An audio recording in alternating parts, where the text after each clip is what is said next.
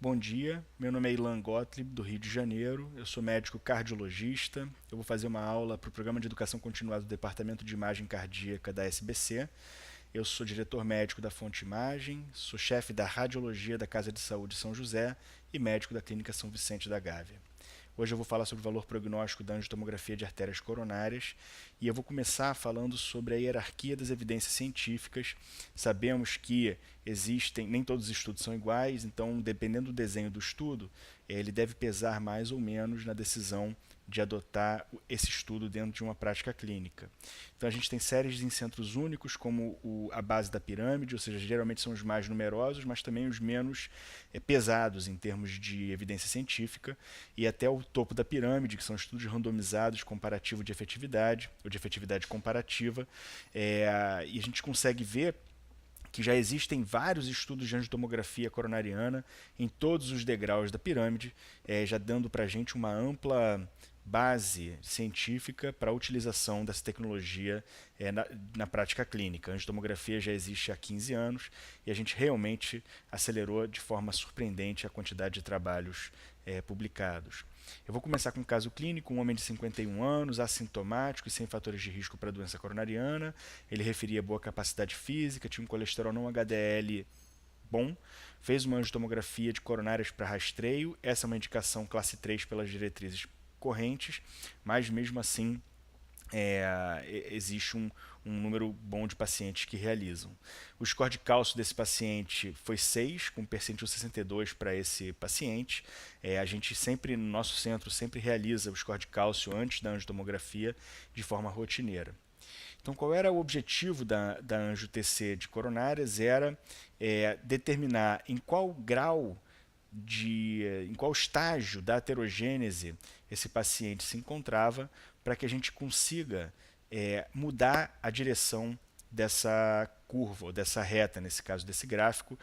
A doutora Robinson fez esse gráfico de forma bastante feliz, mostrando que se a gente interagir ou interromper a aterogênese, atuar em cima da aterosclerose em diferentes estágios de desenvolvimento, a gente tem resultados diferentes. Se a gente age em cima da aterosclerose em estágios mais precoces, a gente tem maior chance de sucesso do que se a gente agir em estágios mais tardios, mostrando que mesmo assim, a gente ainda, apesar do Júpiter, por exemplo, ter alguma diferença com placebo, ainda assim a diferença é muito pequena em termos absolutos. Se a gente agir mais precocemente, a gente pode, inclusive, segundo a doutora Robson apregou ou sugere, a gente pode, inclusive, ter cura da aterosclerose, né? Se a gente agir cedo demais e mantiver, obviamente, os fatores de risco sob controle. Nesse paciente, a gente encontrou uma placa não calcificada com remodelamento positivo no tronco da coronária esquerda, se estendendo para a origem da descendente anterior e determina estenose de 20% no tronco e 40% na DA. Aqui nessa imagem de zoom, a gente pode ver a placa claramente, uma placa não calcificada e se expandindo para fora do vaso, né, em direção à adventícia, isso no tronco da coronária esquerda e na origem da DA. A primeira pergunta que a gente tem depois de ver essa placa essa placa determina prognóstico? Contém informação prognóstica para esse paciente? A resposta é definitivamente sim. Inúmeros estudos já mostraram o valor prognóstico de aterosclerose não obstrutiva encontrada na angiotomografia de coronárias. Um dos primeiros a serem publicados foi esse Confirm, foi o registro Confirm, tinha 14 mil pacientes aproximadamente, e o desfecho foi de morte, com um segmento ainda curto de 2 anos, então surpreendentemente a gente já consegue ver um desfecho tão duro com um segmento tão curto, e percebam vocês que a presença de aterosclerose não obstrutiva menor do que 50% teve o mesmo hazard ratio, ou seja, determinava a mesma chance de morrer do que um paciente com disfunção ventricular. Ou seja, a gente consegue sim afirmar que esse paciente com essa placa no tronco tem uma chance maior de eventos cardiovasculares. Eu devo dizer que nesse estudo do Confirm, a média de segmentos acometidos para nessa doença não obstrutiva foi de 4 segmentos, ou seja, não é qualquer pequeno segmento que determina a mesma chance de morrer que disfunção ventricular, mas, em média, 4 segmentos determinam a chance de morrer parecida com um paciente com disfunção ventricular. A segunda pergunta que vem desse achado, né, de placa no tronco é: isso deve guiar a nossa terapêutica? E a resposta para isso também é um provável sim. Não existem estudos randomizados que determinam, que investigaram a condução terapêutica baseada na angiotensina, mas eu também devo dizer que não existem estudos randomizados que guiam condução baseada na cintilografia, no teste ergométrico, no eco de estresse, na ressonância de estresse, no Doppler de carótida. A gente não tem estudos randomizados para nada nesse campo. O que a gente tem nesse caso são estudos retrospectivos, estudos de registros retrospectivos, como esse aqui, com 10 mil pacientes, publicado no ATVB pelo Ben Chao, e mais uma vez o desfecho aqui sendo morte, e vocês percebam que nesse estudo, só foram incluídos pacientes com disfunção, com aterosclerose não obstrutiva, excluídos pacientes com aterosclerose acima de 50%. A gente só está vendo aqui pacientes ou com angiotensina normal ou com angiotensina com doença não obstrutiva abaixo de 50%. Percebam que se o paciente tem uma angiotensina normal, o uso de estatinas para esse paciente não diminuiu em nada a mortalidade deles, mas já se a gente faz estatina para os pacientes com uma angiotensina alterada, com presença de doença não obstrutiva, a gente consegue diminuir a mortalidade desses pacientes. Mais uma vez, não é um estudo randomizado, mas é o melhor que a gente tem, é a melhor evidência que a gente tem no momento, e a gente consegue afirmar por esse estudo que provavelmente estatinas devem ser utilizadas em pacientes com doença não obstrutiva. Percebam que a aspirina teve, na presença de doença não obstrutiva, teve um hazard ratio de 0,66, mas o P não foi significativo. Foi um P borderline, mostrando que a aspirina deve ter um NNT, um número necessário para tratar, maior do que a da estatina, e nesse caso a gente não consegue ainda recomendar a aspirina nesse grupo de pacientes. A gente ainda deixa a aspirina reservada para os pacientes com doença obstrutiva. E percebam que a estatina diminuiu em 60% a taxa de eventos cardiovasculares, nesse caso, morte por todas as causas. Cada vez mais na literatura estão saindo estudos, e a gente já tem bastante convicção disso, que a característica morfológica das placas determinam sim prognóstico para eventos duros. Esse estudo do HOMECAT 2 analisou pacientes na sala de emergência, né, que fizeram angiotomografia de coronárias na sala de emergência, e eles concluíram que a presença de pelo menos uma característica de alto risco foi associada com um aumento de 9 vezes na chance de evento coronário agudo, evento duro, após ajuste por estenose luminal, que é realmente incrível. Mesmo depois do ajuste de estenose luminal, a gente ainda tem um risco residual de 9 vezes para a presença de um aumento de risco residual de 9 vezes para a presença de qualquer fator morfológico de alto risco. E quais são esses fatores? Esses fatores são remodelamento positivo, que é essa expansão para fora do vaso da placa. Esse remodelamento positivo está associado à inflamação de placa. Baixa atenuação, a baixa atenuação é vista no interior da placa, são essas áreas mais escurecidas no interior da placa. A baixa atenuação está relacionada a polipídico, a zonas necróticas no interior da placa, e essa calcificação pontual que provavelmente age como pequenas navalhas na placa para cortá-las e instabilizá-las. Eu escrevi um editorial no Jax sobre esse estudo, junto com o Dr. Ronaldo Lima Leão, e a gente notou que a sensibilidade desses achados são relativamente baixos, mas a especificidade é alta, ou seja, quando a gente encontra esse achado, a gente realmente deve ficar preocupado. Esse é um estudo, uma meta-análise de todos os estudos que avaliaram, randomizados, que avaliaram comparando estatinas em altas doses com estatinas em baixas doses para pacientes em profilaxia secundária de doença coronariana.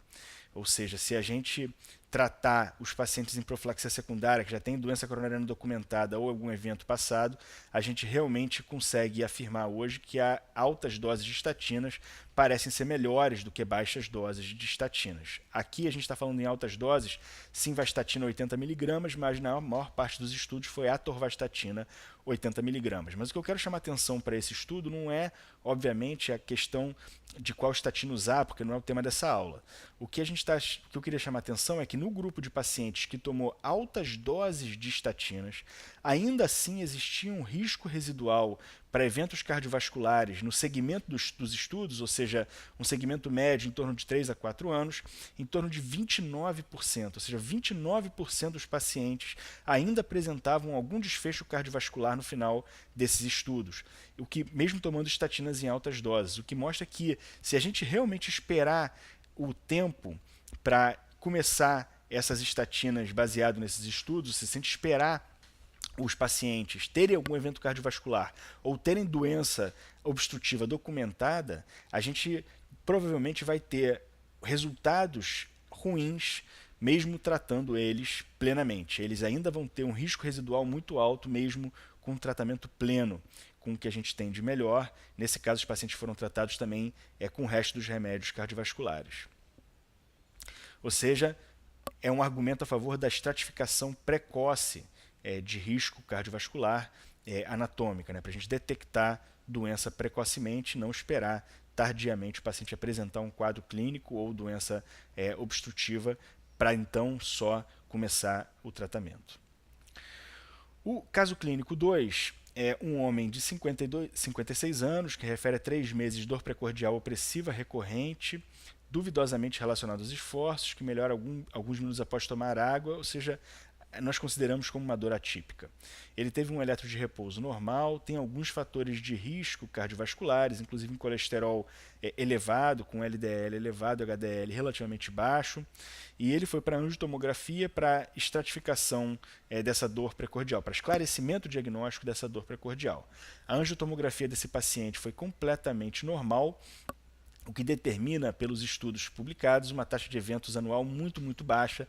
A gente acredita, os estudos mostram que seja menor do que 1% em 10 anos, e ainda por cima com um tempo de garantia muito alto, acima de 5 anos. Ou seja, a chance desse paciente ter algum evento em 5 ou provavelmente 10 anos é muito baixo, o que levaria a gente a não pedir novos exames por esse período de tempo de garantia. Provavelmente isso chega a 10 anos.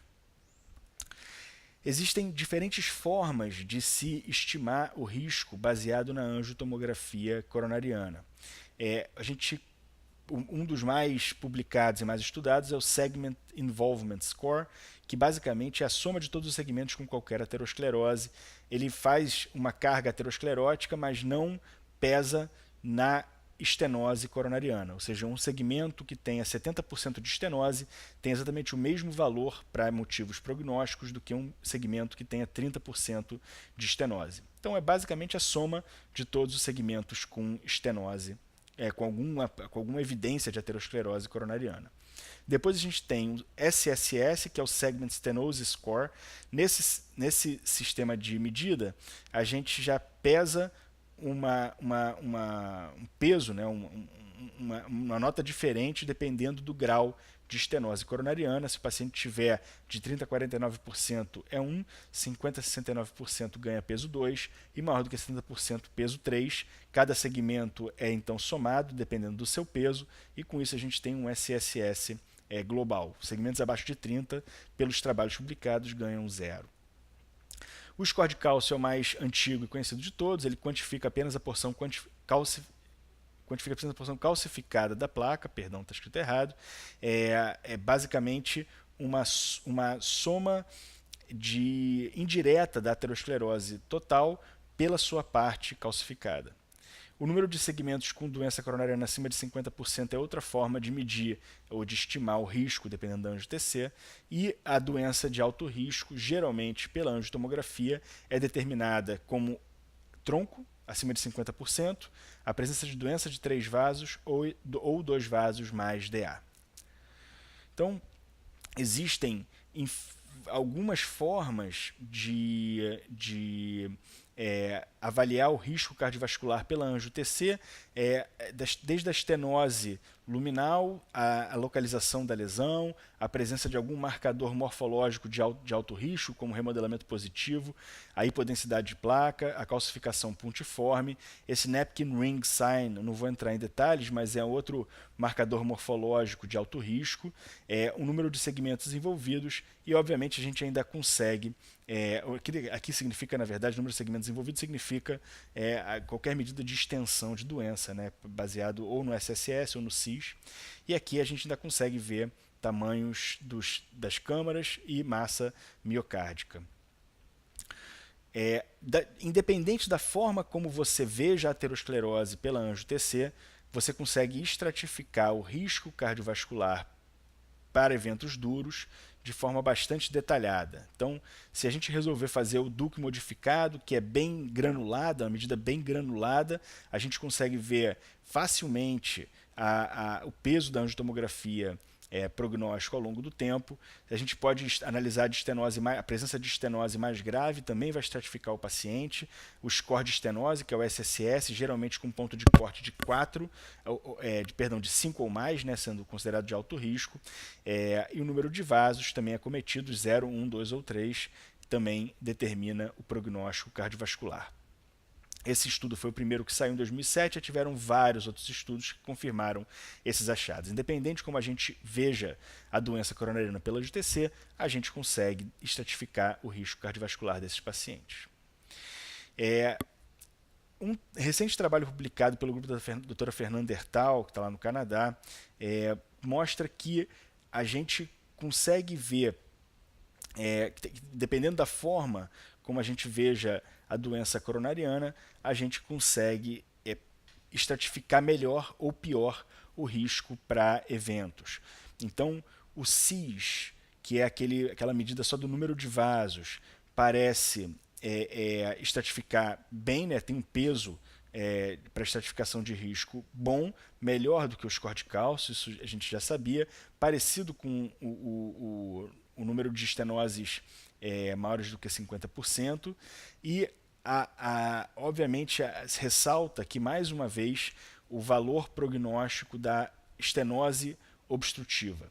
Apesar da gente ter várias formas de medir doença coronariana, ainda em 2017 parece que a presença de estenose coronariana significativa ainda é um melhor marcador para eventos cardiovasculares.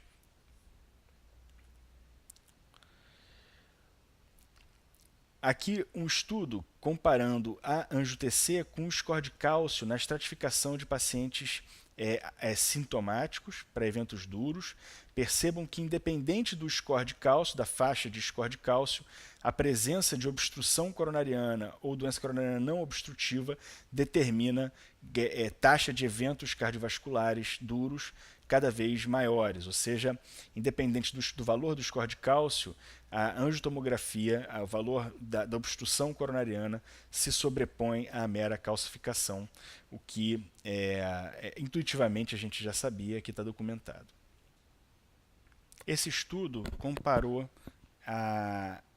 o modelo de fator de risco apenas com modelos associados a score de cálcio e depois com as informações da angiotomografia de coronárias em pacientes na coorte inteira e em pacientes com cálcio detectável. Percebam na última coluna à direita, que quando a gente compara os modelos da angiotomografia com o modelo 3, que é o de fatores de riscos clínicos mais calcificações, a gente ainda assim acrescenta valor prognóstico, quando a gente acrescenta os dados da angiotomografia de coronárias. E aqui para mortalidade por todas as causas ou infarto do miocárdio. Uma ressalva é a ausência de calcificação coronariana não deve afastar a presença de doença coronariana obstrutiva, como a gente mostrou num estudo já em 2010, em pacientes sintomáticos. Se o paciente tem sintoma, a ausência de calcificações não exclui doença coronariana obstrutiva pela angiotomografia, e, na verdade, nesse caso, pelo cateterismo cardíaco. Nós publicamos recentemente também uma coorte de 1.080 pacientes, comparando pacientes assintomáticos com pacientes que tinham indicação apropriada de angiotomografia de coronárias. Basicamente, a maior parte das diretrizes não considera os pacientes assintomáticos como sendo apropriados para angiotomografia de coronárias e também não para cintilografia, teste ergométrico e todos os outros exames para isquemia miocárdica. A gente seguiu esses pacientes para 4 anos e meio e a nossa pergunta desse estudo era se a angiotomografia de coronárias funciona para estratificação de risco nos pacientes assintomáticos. E a gente mostrou que quando a gente compara o grupo assintomático e SSS menor do que 4, ou seja, a angiotomografia de baixo risco, e compara ele com o grupo apropriado, geralmente sintomáticos, com a angiotomografia de baixo risco, as duas curvas de sobrevida praticamente se superpõem. E em contrapartida, quando a gente pega os pacientes assintomáticos com angiotomografia de alto risco e compara eles com um grupo de apropriados, geralmente sintomáticos e angiotomografia de alto risco, mais uma vez as curvas praticamente sobrepõem, mostrando que na verdade não faz diferença nenhuma se o paciente tem sintoma ou não tem sintoma. O que estratifica o paciente para eventos cardiovasculares é a presença da angiotomografia de alto risco ou não. E aqui também comparando a angiotomografia com o score de cálcio, mostrando que se o paciente tem uma angiotomografia de baixo risco, independente do valor do score de cálcio, esse paciente tem um bom prognóstico. E se o paciente tem uma angiotomografia de alto risco, independente do valor do score de cálcio, esse paciente tem um mau prognóstico. O estudo Scott Hart, publicado recentemente, randomizou pacientes com suspeita de doença coronariana obstrutiva para angiotomografia associada a teste ergométrico ou teste ergométrico sozinho, que eles chamaram de Standard of Care, e eles observaram uma redução importante de praticamente 50% na taxa de eventos cardiovasculares duros, que são infarto fatal ou não fatal. E os investigadores sugerem, na conclusão do estudo, que essa foi a primeira vez que um estudo diagnóstico não invasivo mostrou benefícios em termos de desfechos duros, provavelmente através de melhores investigações e tratamentos baseados no resultado do exame.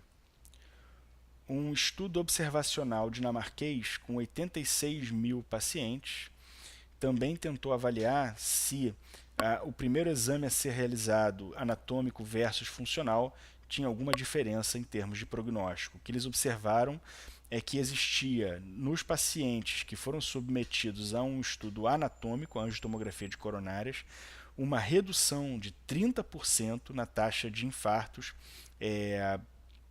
e isso realmente é surpreendente, porque, considerando que isso é um método diagnóstico e não tratamento, não terapêutico, isso é realmente surpreendente a gente conseguir, com um método diagnóstico, diminuir eventos duros num segmento ainda bastante curto de 3,6 anos, provavelmente através de terapias mais direcionadas à aterosclerose.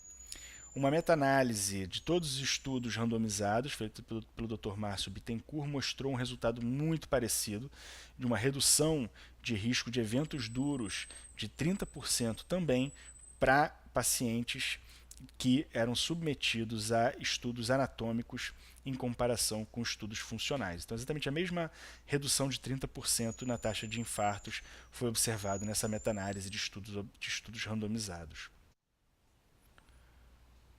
Um estudo interessantíssimo recentemente publicado visa analisar a interação entre a atividade física e a aterosclerose do paciente. É um estudo de quase 11 mil pacientes, com segmento super longo de quase 9 anos, e o desfecho foi morte por todas as causas, o desfecho mais duro possível. Observem que os pacientes sem aterosclerose documentada por um score de cálcio de 0 não tem uma taxa de eventos cardiovasculares, de mortes por todas as causas, muito baixa, independente da quantidade de exercícios realizados. Já pacientes com aterosclerose, eu diria leve a moderada, com score de cálcio de 1 a 399, só os pacientes com sedentários apresentam algum aumento, aumento da mortalidade por todas as causas, e já no gráfico C, os pacientes com score de cálcio acima de 400, com aterosclerose avançada, a gente consegue ver uma relação causa e efeito muito exuberante com a quantidade de exercício físico e a mortalidade cardiovascular. Então, se o paciente tem aterosclerose avançada, muito provavelmente ele se beneficia tremendamente do exercício físico, muito mais do que os pacientes com leve ou sem aterosclerose nenhuma. E percebam na tabela 2 que o score de cálcio acima de 400 tem uma taxa de eventos muito maior do que o sedentarismo, né? Então, apesar de, obviamente, a gente estimular o exercício físico e ter um grande impacto prognóstico, a gente ainda assim tem um impacto muito maior com o score de cálcio alto, significando que o paciente já tem doença clínica estabelecida, silenciosa ou não. Outro estudo recentemente publicado esclarece algumas dúvidas que nós tínhamos com relação à ponte miocárdica. A ponte miocárdica, para quem faz angio-TC, é um achado muito frequente, 20 a 30% dos pacientes têm algum trajeto intramiocárdico. O significado clínico disso sempre foi duvidoso, principalmente porque são pacientes geralmente, possivelmente têm angiotomografia normais e a gente vai sair com diagnóstico de ponte miocárdica, sair com diagnóstico de doença, o que é indesejável para grande número de pacientes. E esse estudo analisou o impacto prognóstico de angiotomografia de ponte miocárdica por angiotomografia normal, né, quando a angiotomografia está normal. Percebam que o trajeto intramiocárdico não determina piora de mortalidade, piora de infarto agudo do miocárdio, hospitalização ou eventos combinados. Ou seja, é um achado benigno, entre aspas, né? Ele pode determinar alguns sintomas, se for muito exuberante, se tiver compressão sistólica, mas o achado isolado pela angiotomografia de trajeto intramiocárdico não determina prognóstico cardiovascular. E finalizando, eu queria compartilhar com vocês um gráfico super interessante, recentemente publicado pelo Dr. Jagat Narula, entre outros, em que ele tenta fazer esse interplay da vulnerabilidade da placa que causa isquemia e da placa que causa estenose. Né? Então ele divide essas áreas com interseções e a gente observa que eles determinam como o maior risco de todos, com 4 cruzes em vermelho, aquela lesão que é obstrutiva, que é isquêmica e com alguma característica morfológica de alto risco. Como logo em seguida, esse 2 estrela com lesões obstrutivas, mesmo sem causar isquemia, com alguma característica morfológica de alto risco. E isso vem empatado com o número 4, que é uma lesão não obstrutiva, mas que causa isquemia com alguma característica morfológica de alto risco. Então observe que ele coloca bastante ênfase na característica morfológica de alto risco, remodelamento positivo e etc. Em seguida, vem a presença de doença no 3, né, a presença de doença não obstrutiva, não isquêmica, com alguma característica de alto risco. Ele pode ir para rápida progressão e ser parte do grupo 1 ou grupo 2. E logo depois, em verde, a gente vê pacientes com doença no 5 aqui, pacientes com doença não obstrutiva, isquêmica, sem características de alto risco, e com uma doença provavelmente de longa extensão. Depois, pacientes com doença obstrutiva, isquêmica, mas sem características de alto risco, provavelmente uma placa fibrótica. E depois, pacientes com doença obstrutiva, não isquêmica, sem alto risco e provavelmente placa fibrótica. Então, se a gente não entender fisiopatologia de doença e como isso interage, a gente provavelmente vai estar tratando o paciente de forma subótima. Meus comentários finais são: eventos cardiovasculares são o ápice de longo processo de aterosclerose. A estratificação de risco é passo fundamental para guiar a terapêutica. A gente não consegue guiar a terapêutica sem determinar o risco do paciente. A anjo-TC é acurada em fenotipar aterosclerose coronariana de forma não invasiva, provavelmente a ferramenta mais acurada que nós temos para isso hoje em dia. Pacientes com anjo-TC coronariana normal têm um NNT, o número necessário para tratar, muito alto para estatinas e aspirinas, e aspirina, provavelmente esses pacientes não devem estar em uso desses medicamentos, salvo exceções. A doença coronariana pela anjo-TC representa um contínuo de risco e, como tal, não há respostas fechadas para como dicotomizar em alto e baixo risco, exato grau de doença que determina tratamento clínico, quando indicar revascularização, e ainda a anjo-TC parece ser superior ao score de cálcio na estratificação de risco, vários estudos mostram isso, os nossos entre outros. E a anjo-TC em assintomáticos é uma questão de custo. Hoje não é recomendado fazer angiotomografia em pacientes assintomáticos para estratificação de risco, mas a gente sabe que ela é eficaz. A gente só não sabe se ela é custo-eficaz. Ela é obviamente muito mais cara do que um score de cálcio, do que uma espessura média carotídea, e isso ainda é uma questão em aberto e a gente deve investigar isso com mais detalhes para saber qual grupo de pacientes assintomáticos se beneficiaria de uma anjo-TC para estratificação de risco. Com isso, eu queria concluir a minha aula, agradecer o convite mais uma vez e parabenizar o Departamento de Imagem Cardíaca da SBC por iniciativa tão nobre e tão interessante. Muito obrigado a todos.